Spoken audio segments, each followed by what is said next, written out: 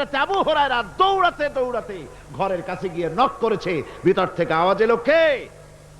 হযরত আবু হুরায়রা বললেন, মা, আমি ফিরে এসেছি। মা বলছেন, বাবারে অপেক্ষা কর, দরজা খুলতেছি।